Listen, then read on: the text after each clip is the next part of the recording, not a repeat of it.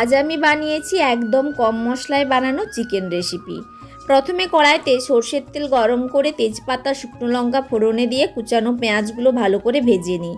পেঁয়াজ নরম আর হালকা বাদামি হয়ে এলে আদা রসুন বাটা, হলুদ আর লঙ্কার গুঁড়ো দিয়ে মশলা কষাতে থাকি।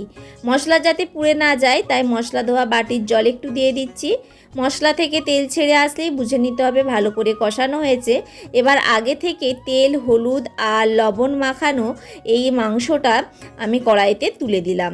আজকে আমি আলাদা করে আলু ভাজিনি, মাংসের সাথে আলুটাও ম্যারিনেট করতে দিয়ে দিয়েছিলাম।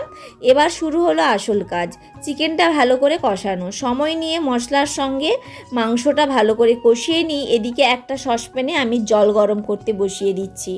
চিকেনটা ভালো মতন কষানো হয়ে গেলে গরম জলটা দিয়ে নাড়িয়ে নেব। তারপর 10 থেকে 15 মিনিট ঢাকা দিয়ে ফুটিয়ে নিলেই তৈরি একদম সহজ আর কম মশলায় তৈরি এই সুস্বাদু চিকেন রেসিপি। দেখো, নানা রকম মশলা দিয়ে রকমারি করে রান্না করে তার তো টেস্ট হবেই, কিন্তু মাঝে মাঝে এমন কম মশলার রান্না খেতে কিন্তু আলাদাই লাগে। দেখা হচ্ছে পরের একটি ভিডিওতে।